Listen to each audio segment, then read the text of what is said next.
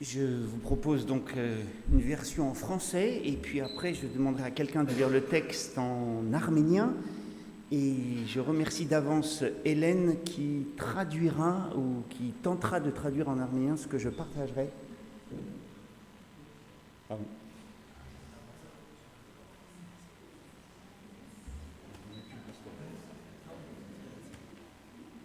Bon, il y aura une partie en arménien. Quand vous verrez. Avant de lire dans l'évangile de Luc au chapitre 22, les versets 24 et 38, je vous invite à la prière.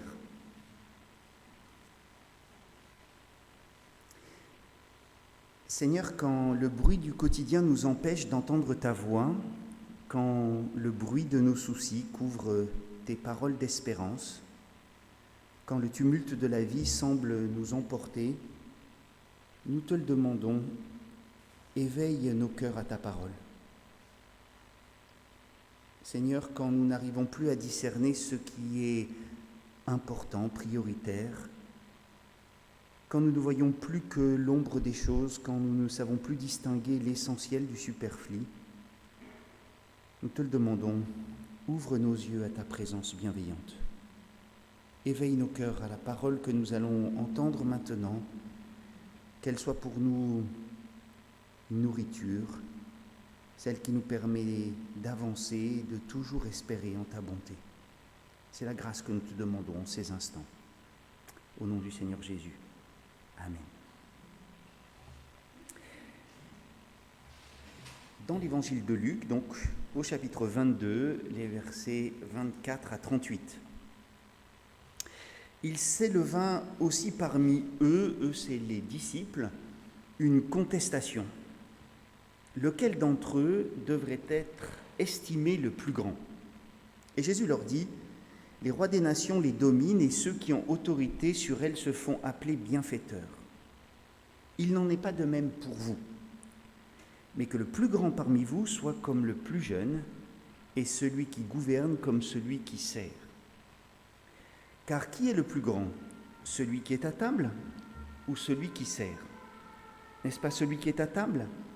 Et moi, cependant, je suis au milieu de vous comme celui qui sert. Vous êtes ceux qui avez persévéré avec moi dans mes épreuves. C'est pourquoi je dispose du royaume pour vous, comme mon Père en a disposé pour moi, afin que vous mangiez et buviez à ma table dans mon royaume, et que vous soyez assis sur des trônes pour juger les 12 tribus d'Israël. Simon, Simon, Satan vous a réclamé pour vous passer au crible comme le blé. Mais j'ai prié pour toi afin que ta foi ne défaille pas, et toi, quand tu seras revenu à moi, affermis tes frères. Seigneur, lui dit Pierre, je suis prêt à aller avec toi en prison et à la mort. Et Jésus dit, Pierre, je te le dis, le coq ne chantera pas aujourd'hui que tu n'aies renié 3 fois de me connaître. Il leur dit encore, quand je vous ai envoyé sans bourse, ni sac, ni sandales, avez-vous manqué de quelque chose ? Ils répondirent, de rien. Et il leur dit, maintenant au contraire que celui qui a une bourse la prenne, de même celui qui a un sac, et que celui qui n'a pas d'épée vende son vêtement et en achète une. Car je vous le dis, ce qui est écrit doit s'accomplir en moi, il a été compté parmi les malfaiteurs, et ce qui me concerne touche à sa fin. Ils dirent, Seigneur, voici 2 épées, et il leur dit, c'est assez. Jusque-là, la lecture de la parole de Dieu.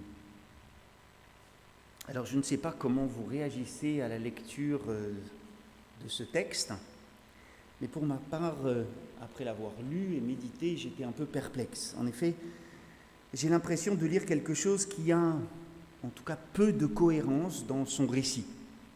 Ce texte m'apparaît peu compréhensible dans sa globalité, ou en tout cas dans son ensemble. Alors j'ai donc regardé au titre que nos éditeurs ont donné à ce passage, et je dois vous avouer que ça ne m'a pas beaucoup aidé, puisque dans ma Bible, voici le titre qui est donné à cette péricope, à ce passage de la Bible, Qui est le plus grand? On en déduit donc que c'est le thème général de ce passage. En effet, alors on y parle bien de cette discussion entre les disciples sur cette question. D'ailleurs, les autres évangiles nous confirment bien ce fait. Les disciples se sont bien disputés à ce sujet pour savoir qui était le plus grand parmi eux. Mais dans notre passage, vous l'aurez sûrement noté, on note aussi beaucoup d'autres choses. Alors pourquoi n'avoir retenu que cette idée? Qui est le plus grand? Ce qui est peut-être encore plus surprenant, c'est que Luc nous relate cette dispute à ce moment-là, dans son évangile. Pour Matthieu et pour Marc, celle-ci aurait lieu après la transfiguration, en plein milieu du ministère de Jésus.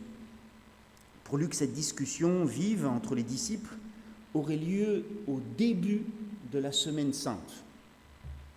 Alors si vous tournez les pages de votre Bible, vous vous apercevrez que dans ce même chapitre 22, l'évangéliste nous annonce à la fois la trahison de Judas, c'est les versets 1 à 6, puis il y a l'institution de la scène, il y a le dernier repas que Jésus passe avec ses disciples, et puis le texte que nous venons de lire. Oui, juste après avoir célébré la scène, pour la dernière fois avec le Maître, les disciples se disputent. C'est édifiant, en tout cas c'est encourageant ou déroutant. Pourquoi Luc a donc voulu placer ce discours de Jésus à ce moment-là? Quelle serait son intention?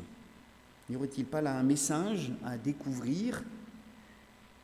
Alors c'est ce que je vous propose de découvrir ce matin et je vous l'annonce à l'avance. Il y a bien une bonne nouvelle pour nous, les chrétiens du XXIe siècle. J'aimerais donc vous inviter à comprendre ce que Jésus nous dit à ces instants, alors qu'il va être arrêté, abandonné par ses disciples. C'est la suite du récit. Je l'ai dit, ce texte aborde un certain nombre de sujets. Luc, en tant que rédacteur de cet évangile, prend la décision donc d'associer dans ce même passage des thèmes très très différents. On y trouve la question de l'ambition des disciples, avec la discussion autour de cette question, lequel d'entre eux devait être estimé le plus grand. On y découvre également un enseignement de Jésus sur la véritable grandeur dans le royaume de Dieu, c'est les versets 25 à 27. On y parle aussi de la place des apôtres dans le royaume de Dieu, les versets 28 à 30. Puis il y a une discussion entre Pierre et Jésus. On dirait même que c'est une prophétie le concernant, c'est les versets 31 à 34. Enfin, Jésus conclut ce passage en laissant quelques consignes à ses disciples, leur demandant d'être vigilants. Alors, pour ma compréhension, les choses ne me paraissent pas si limpides que ça. J'ai l'impression que l'on passe d'un sujet à l'autre et que le discours n'est pas très très limpide. Car l'ensemble des thèmes abordés aurait pu mériter un développement particulier. 2 ou 3 versets ne me suffisent pas en tout cas et me laissent sur ma faim. Il y a de véritables bijoux que nous pouvons déceler dans ce passage, mais leur association les uns avec les autres, me paraît un peu surprenante. Je peux très bien entendre cet appel au service et à l'humilité que Jésus lance à ses disciples. Le plus important parmi vous doit être le plus jeune, ou celui qui commande doit être comme celui qui sert. Verset 26. Et vous avez sûrement entendu de belles prédications à ce sujet. Ou cette autre parole du Christ, car qui est le plus important, celui qui est à table ou celui qui sert? Celui qui est à table, n'est-ce pas? Eh bien moi, je suis parmi vous comme celui qui sert. Verset 27. On peut aussi s'arrêter sur les belles promesses du royaume que Jésus nous laisse, cette possibilité de prendre un repas à la table du Seigneur. Versets 29-30, de même que le Père a disposé du royaume en ma faveur, de même j'en dispose pour vous. Vous mangerez et boirez à ma table dans mon royaume. Quelle belle promesse. On peut aussi méditer particulièrement ces avertissements concernant la vie des disciples, cet appel à être vigilant, prévoyant, prudent dans tout ce qu'ils vont vivre dans les jours qui vont suivre. Jésus leur dit, mais maintenant celui qui a une bourse doit la prendre, de même celui qui en a un sac, et celui qui n'a pas d'épée doit vendre son manteau pour acheter une épée. Je pourrais approfondir chacun de ces thèmes et j'y trouverai sûrement une foule d'applications pour notre vie actuelle. Mais vous l'aurez compris, malgré toutes ces explications, ma difficulté demeure. Pourquoi Luc a-t-il voulu associer l'ensemble de ces thèmes dans ce texte? Pourquoi a-t-il voulu les lier les uns aux autres? Est-ce simplement un projet littéraire? Ou est-ce que Dieu a voulu nous transmettre ces paroles dans cet ordre? Dit autrement, est-ce vraiment la volonté de Jésus d'associer ces différents sujets ensemble?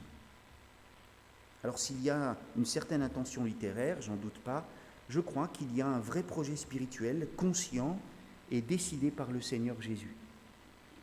Et c'est les interlocuteurs de Jésus qui me le laissent à penser.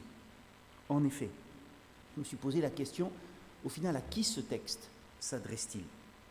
Et la réponse se trouve dans le texte, c'est à ses disciples, à ceux qu'il appelle Seigneur, verset 38, à ceux qui ont demeuré continuellement avec lui dans ses épreuves, verset 28, à ceux qu'il a déjà envoyés en mission, sans bourse, ni sac, ni chaussures, et qui n'ont manqué de rien, verset 35.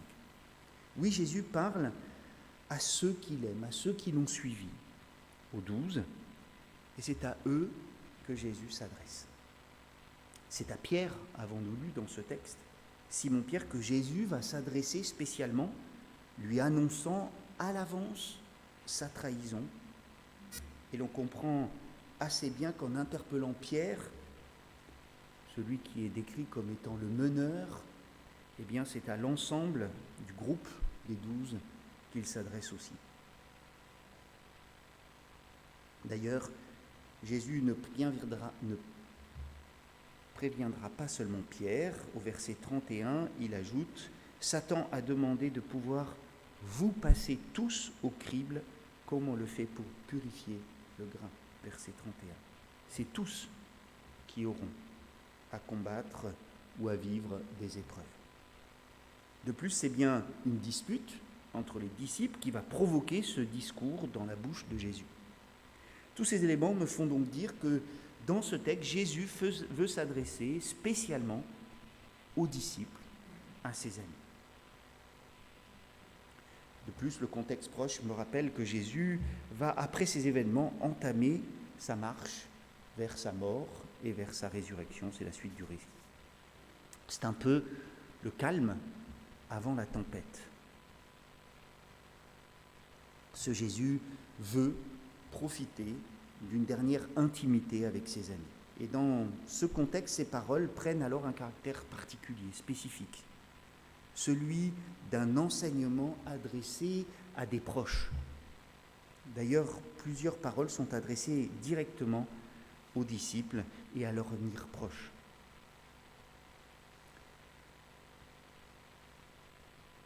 De même que le Père a disposé du royaume en ma faveur, dit Jésus, de même j'en dispose pour vous, dit-il.